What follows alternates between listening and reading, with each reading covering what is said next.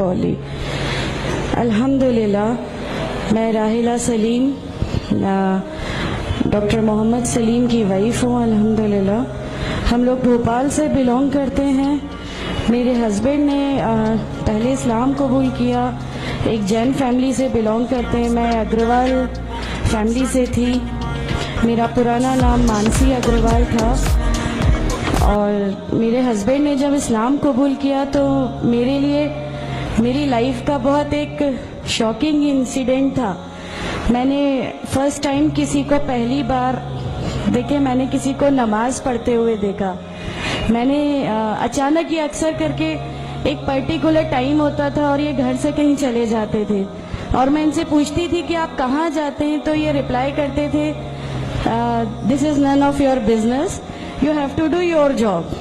تو میں بھی خاموش ہو جاتی تھی.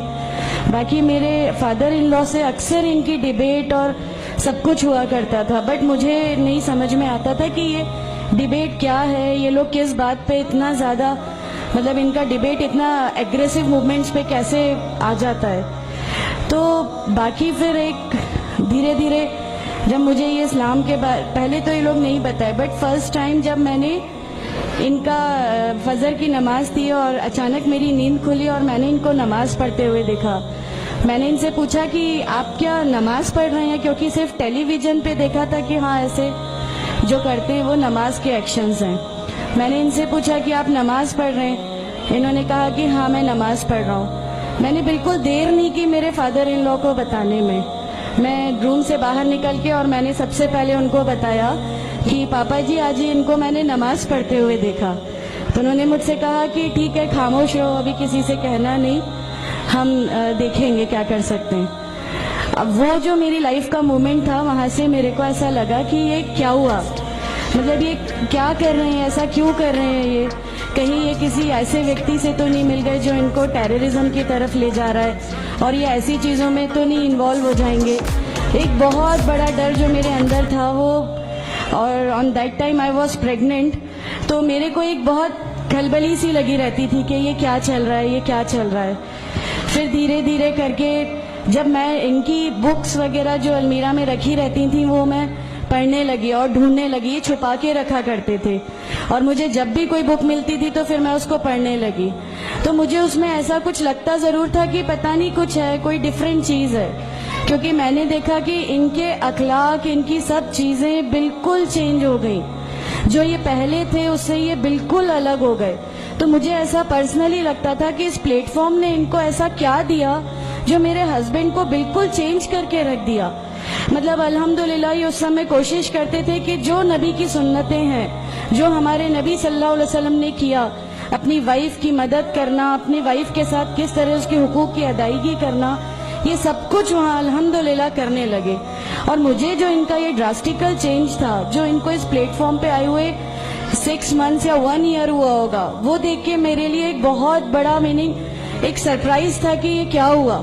پھر اس کے بعد مجھے لگا کہ نہیں, میں بھی اب اس کو جانتی ہوں, میں بھی اب پڑھوں گی. اور پھر میں اپنے فادر ان لا اور ان کی ڈیبیٹ سننے لگی.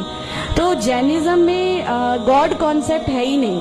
ہر وہ ویکتی جو بہت زیادہ علم حاصل کر لیتا ہے, بہت زیادہ نالج حاصل کر لیتا ہے, تو وہ ایک لمٹ پر آ کر نعوذ باللہ گاڈ کا وہ مقام حاصل کر لیتا ہے, اور لوگ اسی کی پھر پوجا کرنے لگتے ہیں, اسی کی ورشپ کرنے لگتے ہیں. تو میرے دماغ میں اگروال فیملی سے تھی, تو میرے دماغ میں تھا کہ نہیں, ہمارے جو بھگوان ہیں وہ 3-4 ہاتھ والے ہیں, ان کا کیا ایک ہی گاڈ ہے جس کو جا کے آپ کو پوجنا ہے. تو نہیں, میں ان سے تو کچھ نہیں مانگوں گی, 3-4 ہاتھ والے بھگوان ہی ہوتے ہیں, یہ نہیں کچھ وہ ایسا رکھتے.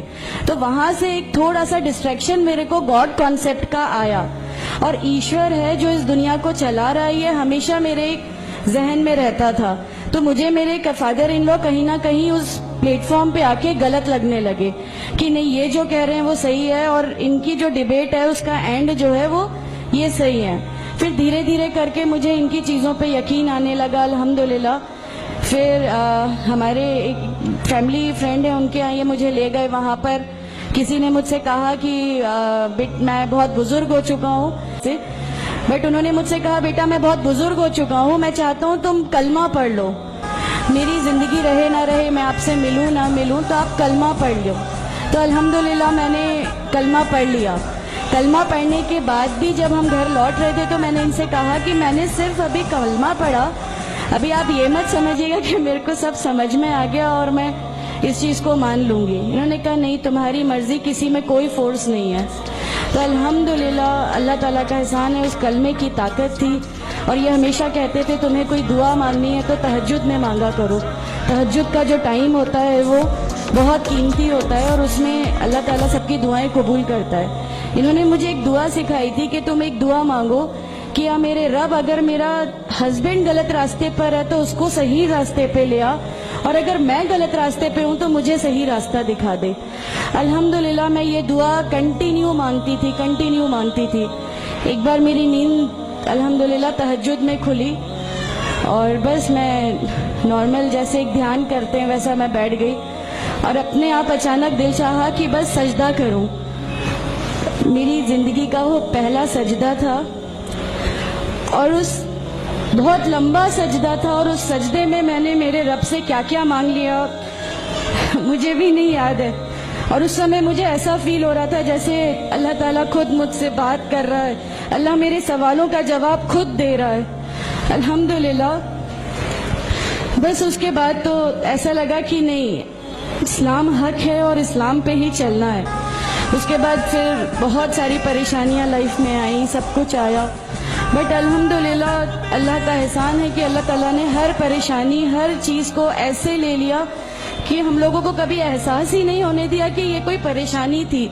ایسا لگا کہ اللہ کی پوری راہ میں ہم لوگوں کو ریوارڈ ہی ملنا ہے اس چیز کا، اور اللہ ہمیں اس کا ریوارڈ ہی دیتا چلا جائے گا الحمدللہ۔ بس اس سمے سے شروعات ہوئی تھی دین اسلام کی الحمدللہ۔ آگے چل کے پریشانیاں، تکلیفیں ہر ریورٹ کی زندگی میں آتی ہیں، لیکن میں ہر ریورٹ بہن سے یہ کہنا چاہتی ہوں کہ اللہ کی خاطر آپ لوگ اس دین میں آئے ہیں، کسی اور چیز کے لیے نہیں آئے، تو اللہ ہی کی خاطر ان پریشانیوں کو بھی جھیلیے، اللہ ہی کی خاطر جھیلیے۔ اللہ تعالیٰ اگر آپ لوگوں سے ماشاءاللہ، میں جب گھر سے نکلی، جب ہمارے فادر ان لا نے ہمیں گھر سے نکالا، میرے بچے کی، چھوٹا بچہ تھا، چھوٹے والے کی صرف ایک دودھ کی بوتل تھی، اس کے علاوہ کچھ بھی نہیں تھا۔ میں جاب کرتی تھی، میں نے اپنے چھوٹے بیٹے کو ماں کے یہاں چھوڑ کے جایا کرتی تھی۔ میرے ممی پاپا بہت زیادہ ہم لوگوں سے ڈیٹیچ نہیں ہوئے تھے، ایک محبت تھی ان کو ہم سے، تو اس محبت کے کارن ان لوگوں نے کبھی ہمارا اس لیول تک اپوز نہیں کیا جو ان لاز کی طرف سے آیا۔ تو جب میں میرے مائکے گئی اور میں نے اپنے بچے کو لیا اور میں نے کہا کہ ماں ہم نے وہ گھر چھوڑ دیا، ہمیں اس گھر سے ان لوگ نکالے، ایسا کر کے، ماں ہے، بہت روئی، تم لوگ کیوں ایسا کر رہے ہو، کیا کرو گے، کیسے رہو گے، دونوں چھوٹے بچے ہیں، کیا ہوگا۔ میں نے کہا کہ ماں آپ صرف ایک ماں ہو نا، وہ مجھے 70 ماؤں کے برابر محبت کرتا ہے، تو جو رب مجھے میری 70 ماؤں کے برابر محبت کرتا ہے وہ کیسے اس دنیا میں مجھے رسوا کر سکتا ہے۔ صرف ایک چھوٹا سا یہ وشواس تھا الحمدللہ، اس وشواس کو رکھتے ہوئے ساری چیزیں، سب پریشانیاں ایسے اللہ تعالیٰ نے لے لی کہ اس کا میرے پاس کوئی کہنے کے لیے بھی شبد نہیں ہے الحمدللہ۔ اور میں آپ لوگوں سے سب سے گزارش کرتی ہوں، اور اگر اللہ نے مجھے آپ لوگوں کی ایک ایسی بہن بنا دیا جو آپ کی پریشانیاں، آپ کی ہر اس میں، ہمارا گھر، ہماری سب کچھ الحمدللہ آپ کے لیے ہے، کیونکہ ہم لوگ ٹھان کے بیٹھے ہیں ہمارا جینا مرنا، ہماری نمازیں، ہمارا سب کچھ صرف اللہ کے لیے ہے، اور یہی لے کے ہم کو جانا ہے، کوئی جواب ہمیں نہیں ملے گی۔ السلام علیکم ورحمۃ اللہ وبرکاتہ۔